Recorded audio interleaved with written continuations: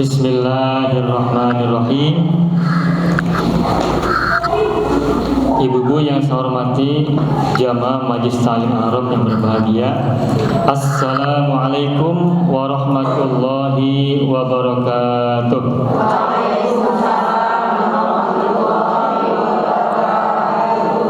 Alhamdulillah Rabbil Alamin, nahmaduhu hamdan na'imin wa nashkuruhu syukra syakirin wa nusabbihuhu bukrata wasila tasbihal musabbihin wa nadhkuruhu dhikran kathira kullama dzakarahu dzakirun wa ghafala an dzikril ghafilun. Ashhadu an la ilaha illallah al-malikul haqqul mubin wa ashhadu anna Muhammadan abduhu wa rasuluhu as-sadiqul wa'dil amin. Allahumma salli ala sayyidina Muhammadin wa ala ali sayyidina Muhammad fil alamin innaka hamidum majid, amma ba'du.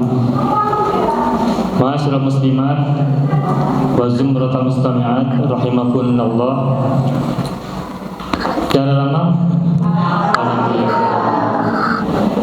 Segala puji marilah kita haturkan kehadirat Allah yang Maha Suci, Zat yang Maha Luhur, Zat yang Maha Kuasa, Zat yang mencintai, Zat yang Maha mengasihi, Zat yang Maha merahmati semua makhluk dimanapun mereka berada, kapanpun mereka berada, dan dalam kondisi apapun mereka berada. Sehingga kita semuanya di sini pun termasuk orang-orang, termasuk makhluk-makhluknya, termasuk hamba-hambanya yang selalu mendapatkan anugerah nikmat yang tak terkira. Hanya tinggal kita kemudian merasakannya atau tidak, itu berpulang pada kesadaran masing-masing yang kita miliki. Jika kita menyadarinya, pasti kita akan memikirkan betapa agung dan besarnya nikmat Allah yang diberikan kepada kita, namun kita mungkin masih sering lalai. Maka mudah-mudahan dalam kondisi apapun kita selalu menjadi orang-orang yang tergerak hatinya, tercerahkan pikirannya, terwaraskan perasaannya untuk selalu bersyukur kepadanya. Amin ya rabbal alamin. Salawat dan salam semoga Allah selalu curahkan pada junjungan alam, kekasih agung Nabiullah Mustafa Muhammad sallallahu alaihi wasallam, juga untuk keluarganya yang suci dan para sahabatnya yang setia. Kita yang ada di sini khususnya juga orang tua kita, pasangan kita, anak keturunan kita, saudara-saudara kita semua, termasuk orang-orang yang telah mendapatkan syafaat dari beliau pada hari kebangkitan, pada hari penentuan, dan pada hari keabadian. Amin ya rabbal alamin. Ibu yang saya hormati, sebelum kita melanjutkan dalam kajian tafsir pada sore hari ini, marilah kita berdoa untuk kita semua. Barangkali di antara kita di sini ada yang sedang sakit, apapun jenis penyakitnya, penyakit lahir, penyakit batin, penyakit fisik, penyakit jasmani, penyakit rohani, penyakit jiwa, penyakit pikiran, penyakit perasaan, apapun itu, lama maupun yang baru, kita doakan semoga segera sembuh. Amin. Amin. Yang sedang sulit, apapun kesulitannya, baik kesulitan hubungan dalam rumah tangga atau kesulitan ekonomi, kesulitan hubungan antar personal, kesulitan bersama anak-anak, kesulitan bersama orang tua, keluarga, dan semuanya, semoga juga kesulitannya segera diuraikan dan diganti dengan kemudahan. Yang sedang punya masalah, apapun masalahnya, juga semoga diberi jalan keluar yang sebaik-baiknya, dari manapun jalannya, inspirasinya, solusinya, semoga dibukakan untuk kita dan mereka semuanya yang sedang mengalaminya. Kita juga doakan semoga yang telah berbuat baik kepada kita juga doakan semoga siapapun yang telah berbuat baik kepada kita, baik sejak kita belum lahir, sejak kita diproses oleh orang tua kita, kemudian kita dikandung oleh ibu, dan juga diproses, diasuh oleh ayah kita semua, dan sampai kemudian kita lahir, kemudian kita menjadi anak-anak, menjadi remaja, tumbuh menjadi dewasa, sampai nanti kalaupun nanti kita pun dipanggil pulang menghadap Allah, orang-orang yang berbuat baik pada kita, baik memandikan kita, mengkafani kita, menyolati kita, maupun yang nanti menguburkan kita semuanya, termasuk yang mendoakan kita nanti, kita juga doakan semoga kita dan mereka semua termasuk orang-orang yang selalu mendapatkan kebaikan, kebajikan, keberkahan, kesentausan, kesejahteraan, kemakmuran, penjagaan, perlindungan, serta kebahagiaan dan keselamatan baik di dunia maupun akhirat untuk kita dan mereka semuanya. Amin ya rabbal alamin. Itu semuanya marilah kita bersama-sama kirimkan Al-Fatihah untuk kita sendiri dan semua orang yang tadi kita sebutkan maupun yang tidak kita sebutkan, yang kita ingat maupun yang kita lupa. Semuanya Allah yang lebih tahu siapa yang memiliki jasa-jasa kebaikan kepada kita semua dari dulu hingga nanti kita dipanggil pulang. Allahumma shalli ala sayyidina Muhammad wa ala ali sayyidina Muhammad bisirri ummil Qur'an wa barakatiha. Al-Fatihah. A'udzu billahi minasy syaithanir rajim. Bismillahirrahmanirrahim. Alhamdulillahi rabbil alamin. Ar-Rahmanir Rahim. Maliki yaumiddin. Iyyaka na'budu wa iyyaka nasta'in. Ihdinas siratal mustaqim. Siratal ladzina an'amta 'alaihim ghairil maghdubi 'alaihim waladdallin. Rabbana ighfir lana wa liwalidayna wa lahum ajma'in. Amin ya rabbal alamin wa ya ilahan nasi ajma'in. Baik, ibu-ibu yang saya hormati, masih tentang kajian tafsir Al-Quran.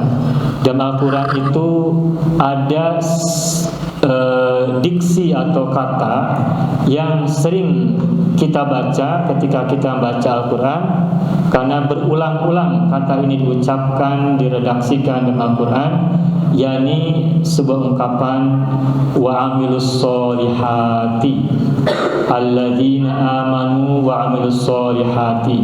Misalnya kalau kita baca surat Wal Asri, kita ingat di situ ada ayat yang berbunyi wal asri innal insana lafi khusr illa alladzina amanu wa amilus solihati wa tawasaw bil haqqi wa tawasaw bis sabri.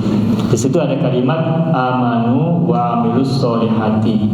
Yang lainnya lagi misalnya kita temukan dalam surat At-Tin yang juga sudah sama-sama kita hafal, yakni yang berbunyi laqad khalaqnal insana fi ahsani taqwim, terus summa radadnahu asfala safilin. Berikutnya illal ladzina amanu wa amilus solihati falahum ajrun ghairu mamnun, dan seterusnya dan seterusnya. Setidaknya ada 62 kali kata as-solihati disebutkan di dalam Al-Quran. Jadi kalau ibu-ibu tanya berapa kali kata as-solihati disebutkan dalam Al-Quran, kalau ngitung kan lama. Hitungnya pakai kalkulator, bagaimana caranya? Buka-buka satu-satu ayatnya juga kita tidak hafal di mana posisi-posisinya. Nah ini dikasih tahu aja bocorannya ya. Bocorannya as-solihati itu di Al-Quran disebutkan sebanyak 62 kali, baik dalam kondisi dhamma as-solihatu maupun dalam kondisi kasroh as-solihati, majrur maupun sebagai mansub ya. As-solihatu dan as-solihati semuanya ada 62 kali disebutkan dalam Al-Quran. Selain kata as-solihati yang mananya dalam pengertian yang sama, itu juga ada kalimat atau diksi ungkapan solihan.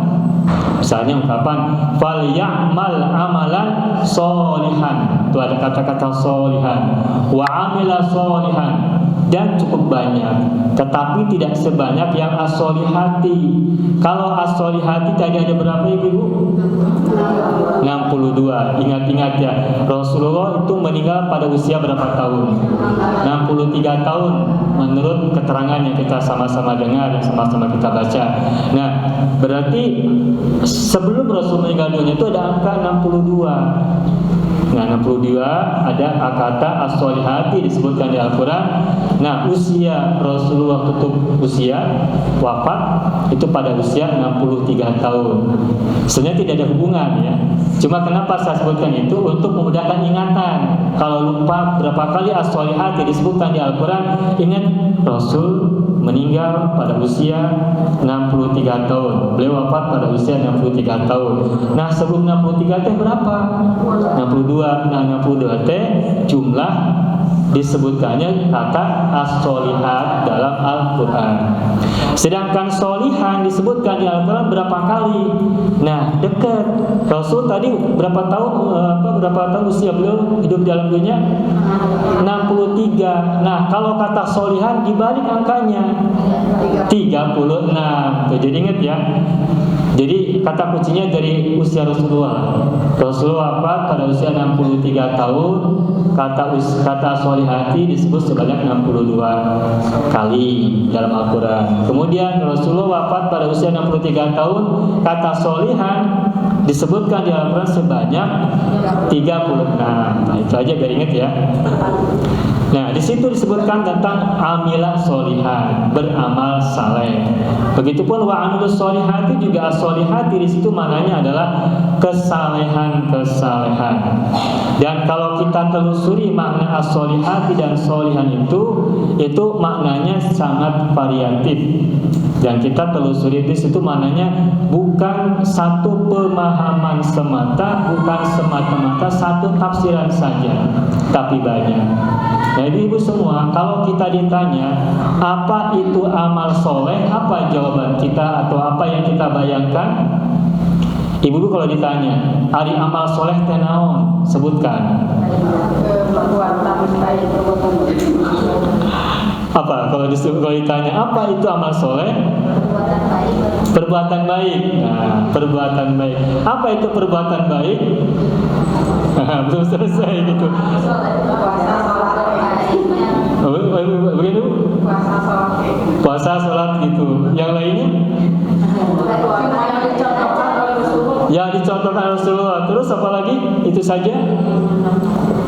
Orang tua kita dulu berbuat baik dan dia tidak ngaji, tidak tahu Rasulullah itu hadisnya apa, tidak pernah mencontoh Rasulullah, dia tidak pernah ngaji, tapi berbuat baik itu termasuk amal soleh bukan? Berbuat baik. Nah, sekarang kita coba lihat dari segi bahasa.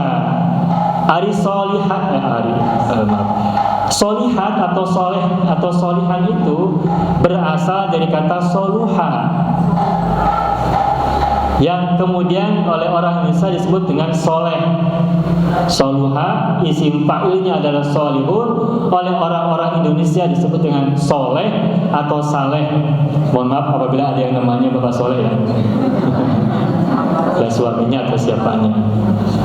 Nah, apa artinya soleh? Secara bahasa soleh itu artinya adalah patut, pantas, layak, payus. Jadi kalau seseorang melakukan sesuatu yang layak, sesuatu yang pantas, sesuatu yang patut di masyarakatnya, di komunitas manusia, berarti dia telah melakukan kesalehan. Ketika orang misalnya melakukan suatu kebaikan, baik untuk orang yang di rumahnya maupun di luar rumahnya, ya, itu tindakan kebaikan itu pantas nggak dia lakukan? Pantas, patut, tindakan yang patut, tindakan yang layak dilakukan. Nah, maka apapun yang layak, yang pantas menurut pikiran manusia yang sehat, apapun yang pantas, yang layak dilakukan oleh kemanusiaan, apapun terlepas dari pemahaman, bahkan agamanya apapun dan mazhabnya apapun, budayanya apapun, itu adalah soleh secara bahasa. Jadi soleh itu tidak hanya terfokus pada satu kegiatan dengan satu jenis semata-mata, tapi apapun yang patut, apapun yang patut, apapun yang pantas, yang layak dilakukan, yang tidak diingkari oleh akal sehat, itu soleh. Orang menolong itu kesalehan bukan? Soleh, kenapa? Karena itu adalah tindakan yang patut, yang pantas. Sekarang orang menzalimi, pantas tidak tindakan kezaliman? Tidak pantas, itu kesalehan bukan? Bukan. Maka kesimpulannya secara umum, kalau ditarik secara definisi awalnya, kesalehan itu adalah apapun tindakan-tindakan yang pantas, yang patut, yang layak menurut akal sehat dan menurut common sense manusia. Common sense itu artinya pemahaman manusia secara umum, secara naluri, secara fitrah dianggap baik oleh manusia, maka itu adalah kesalehan. Nah, lalu berikutnya apa saja domain atau apa saja cakupan kesalehan-kesalehan itu. Nah, mungkin kalau kita misalnya ditanya apa saja ekspresi kesalehan, mungkin jawabannya bisa macam-macam. Karena apa macam-macam? Sebab saking banyaknya. Dan karena secara definisi tadi kesalehan itu adalah apapun tindakan yang patut, yang pantas, yang layak, maka kesalehan itu jenisnya juga sangat banyak, tidak terbatas. Apapun perbuatan kesalehan, apapun ekspresi kesalehan, ekspresi kepatutan dan kepantasan, itu termasuk bagian dari kesalehan. Nah, ini beragamnya jenis kesalehan itu adalah juga bagian dari rahmat Allah yang harus kita syukuri. Kalau kesalehan itu hanya dibatasi oleh satu tindakan saja atau bahkan oleh satu jenis saja, maka nanti akan banyak orang yang tidak bisa melakukan kesalehan yang sebaik-baiknya sebab karena terbatas. Tapi ketika cakupan kesalehan itu sangat luas, maka siapapun, dimanapun, kapanpun, dalam kondisi apapun bisa berbuat kesalehan. Di setiap waktunya, di setiap detiknya, di setiap desah nafasnya, di setiap tatapan matanya, di setiap ingatan, pikiran, dan kesadarannya. Ini bagian dari rahmat Allah. Maka kesalehan tidak boleh dibatasi sebagaimana makna aslinya. Nah, sekarang kemudian kita coba runtut apa saja sih cakupan-cakupan kesalehan. Nah, kita coba pahami bersama-sama. Dulu pada tahun 1980-an akhir atau awal tahun 1990-an awal, di kalangan akademis, di kampus-kampus, itu para cendekiawan, para intelektual atau para cendekia itu mengklasifikasi atau membagi kesalehan itu dengan dua jenis. yakni yang pertama disebut dengan kesalehan individual. Individual artinya adalah perseorangan,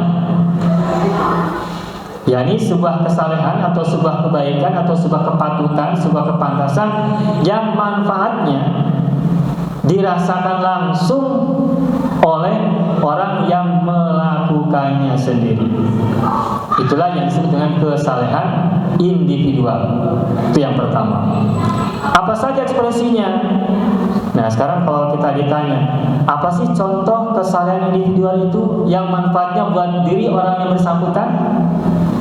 Apa Bu kalau kita minta disebutkan? Satu misalnya,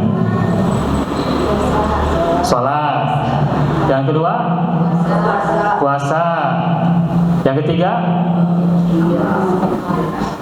individual yang manfaatnya buat orang yang bersangkutan saja. Zikir. Sholat, puasa, zikir. Sholat manfaatnya buat orang yang melakukannya. Puasa manfaatnya buat orang yang melakukannya. Zikir manfaatnya buat orang yang melakukannya. Sudah 3. Masih ada lagi yang lain? Sudah mulai loading ya Bu ya? Puasa tadi udah. Sholat, puasa, sama zikir tadi. Apalagi yang lain? Berdoa. Nah, itu 4 tuh, sudah 4. Nah, sudah 4 tuh. Sholat, puasa, zikir, doa.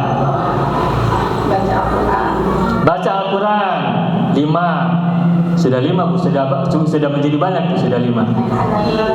Naik haji. Oh, bisa naik haji. Apa?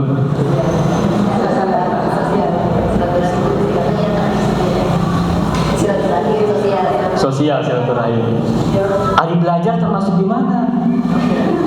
Menuntut ilmu itu termasuk ibadah individu apa? Termasuk kesalahan individu bukan? Kenapa enggak keinget?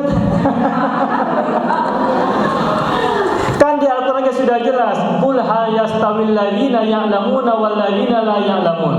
Katakanlah hai Muhammad, apakah sama orang yang mengetahui dan orang yang tidak mengetahui? Rasul bersabda, Thalabul ilmi faridatun ala kulli muslimin wa muslimatin. Terus ada lagi utlubul ilma minal mahdi ilal lahdi. Tuntutan ilmu dari buaya sampai ke liang lahat. Beritanya sangat jelas. Walaupun memiliki sifat al-alim, zat yang maha mengetahui. Nah, kira-kira kalau orang belajar, anak kecil diajari pengetahuan oleh orang tuanya, termasuk cara berbicara, kemudian cara membaca, cara dan sebagainya begitu, itu kan manfaatnya buat siapa belajar itu? Buat orang yang melakukannya kan ya? Nah, kira-kira kalau kita melihat anak-anak kita belajar, itu kesalahan bukan? Kesalahan. Mencari ilmu kayak ibu sekarang lakukan ini juga kesalahan.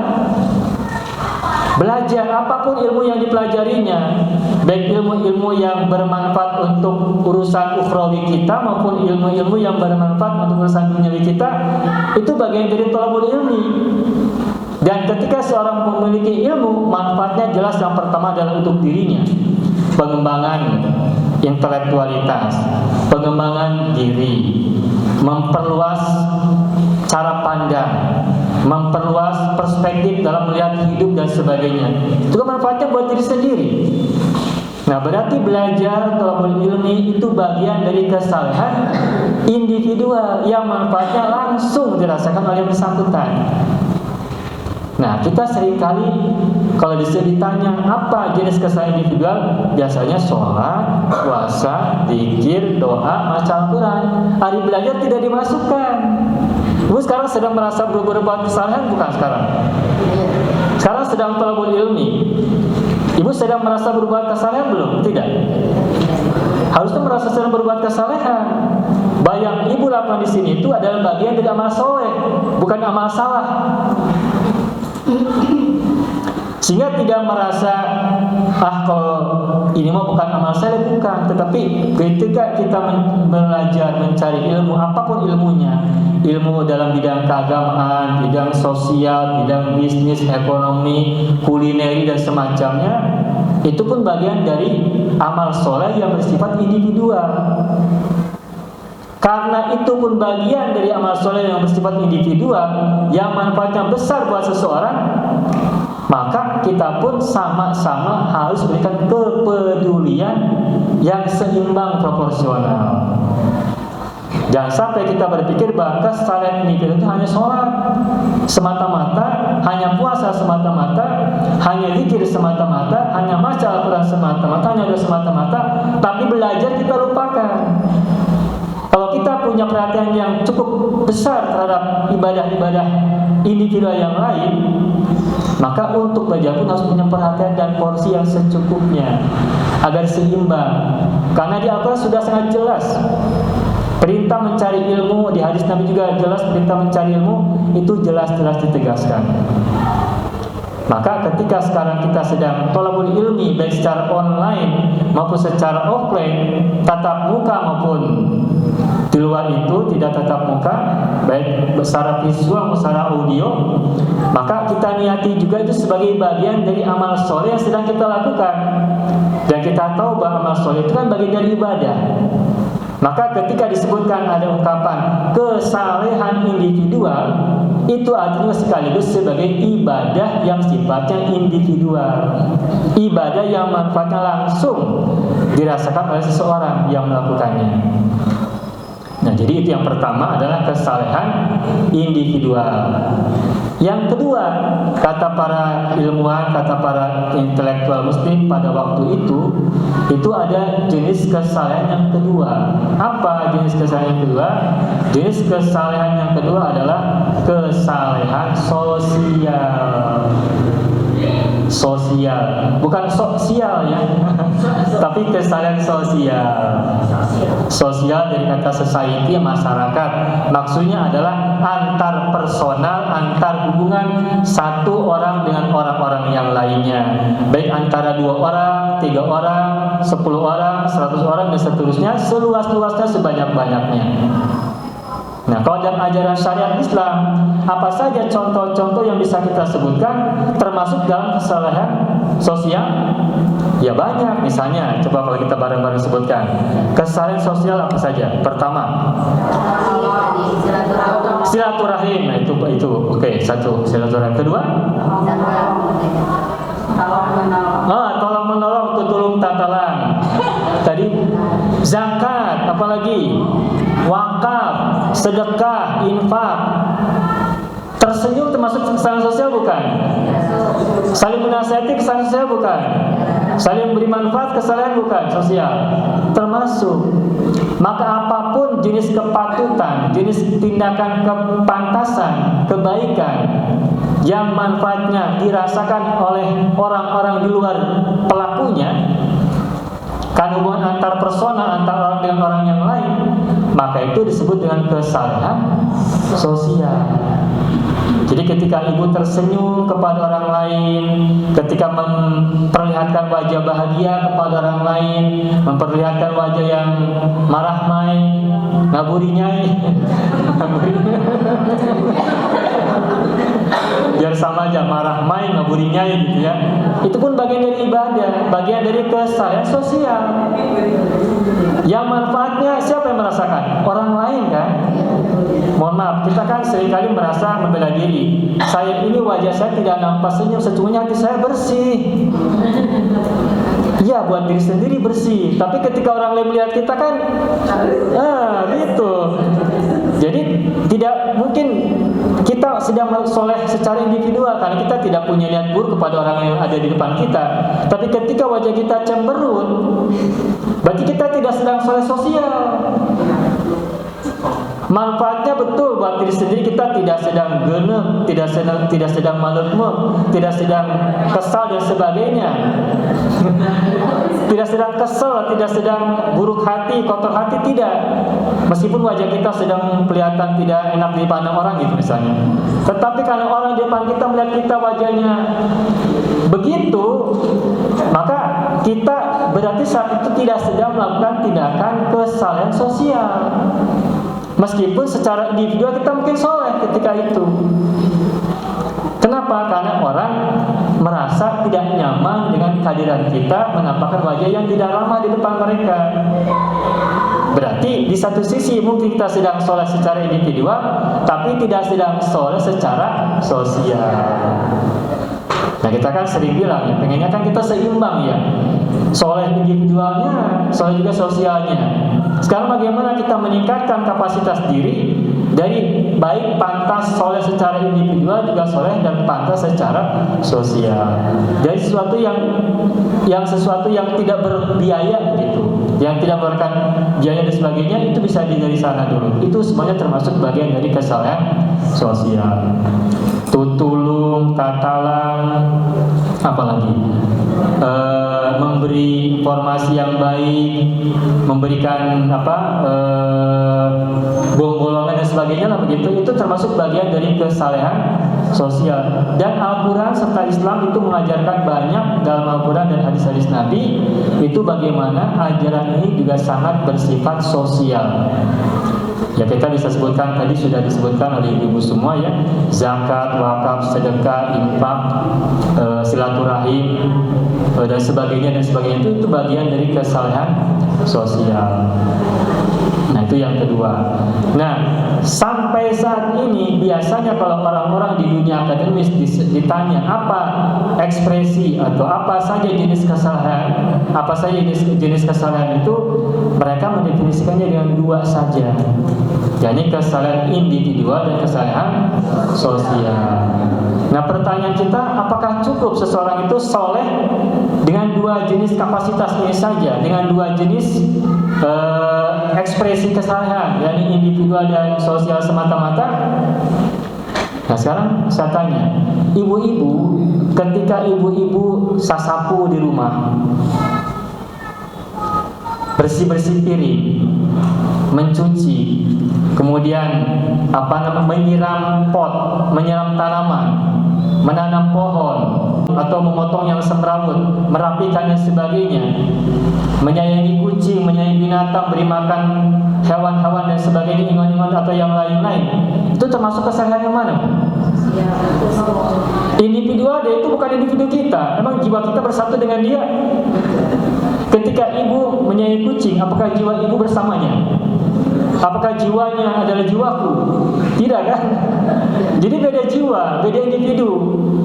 Terus kalau disebut sosial, emangnya kucing sama-sama manusia? Sosial kan masyarakat manusia. Lalu ketika ibu memberi makan ayam, memberi makan kucing, memberi makan kelinci, memberi makan apa lagi ya kalau di sini? Burung, betul. Apalagi binatang-binatang sekitar kita yang diingon-ingon di sini. Ikan, betul. Ikan dan lain-lain, termasuk semut-semut yang ada di rumah kita suka dikasih makan nggak, Bu?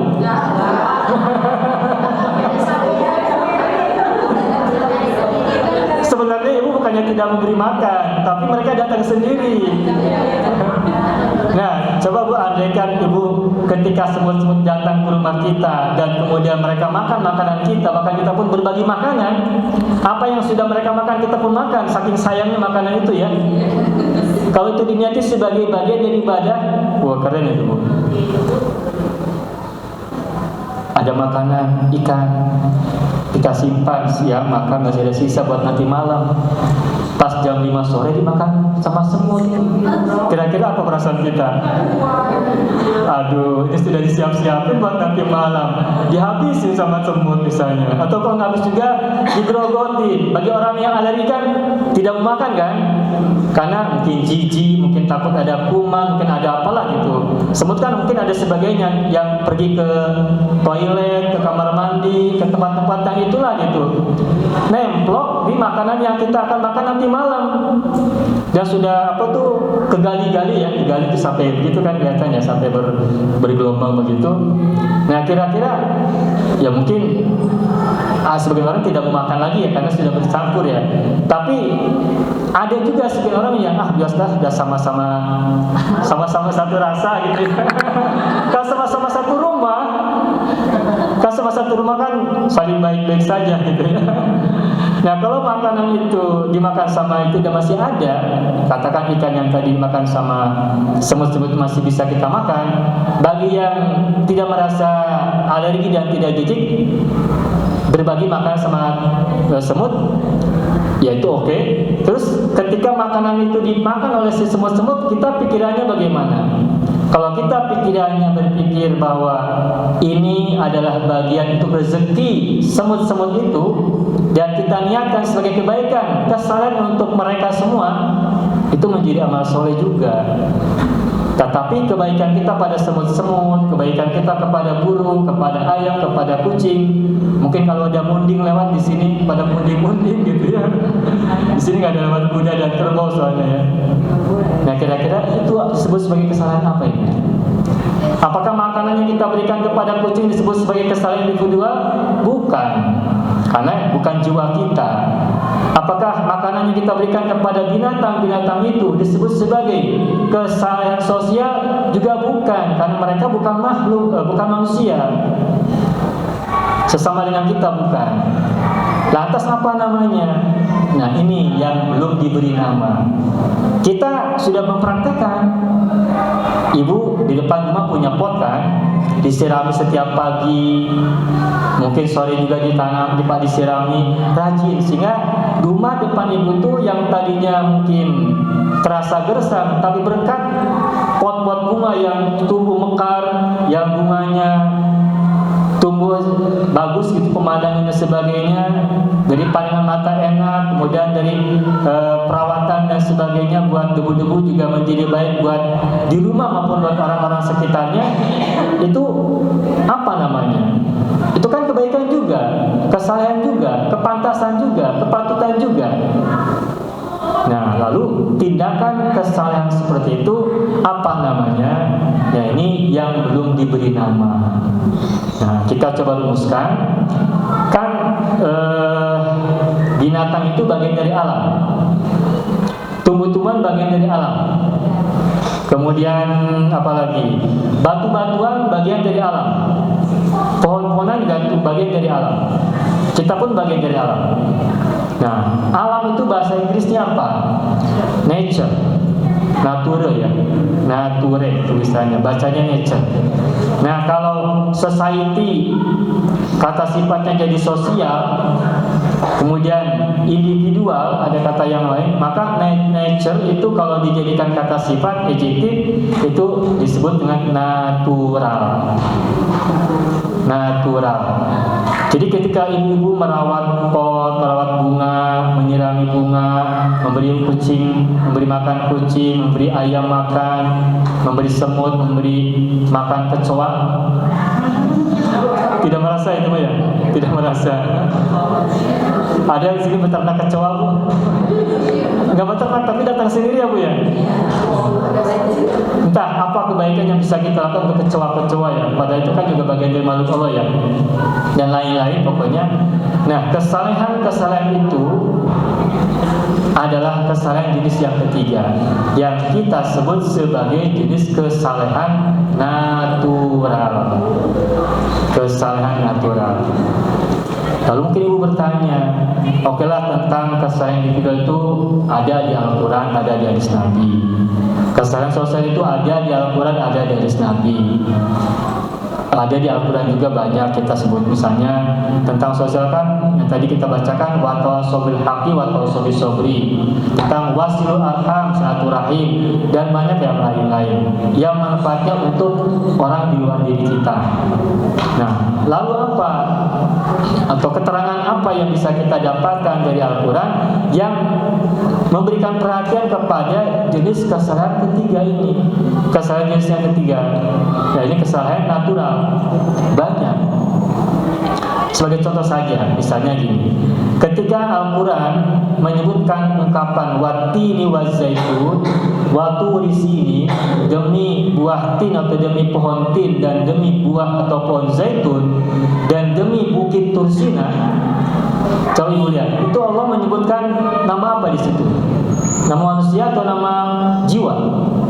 Bukan kan? Tapi nama pohon tin, pohon zaitun, dan gunung Tursina. Itu kan simbol-simbol bahwa Al-Quran itu menyebutkan bagian-bagian dari alam semesta ini yang ada dalam kehidupan manusia.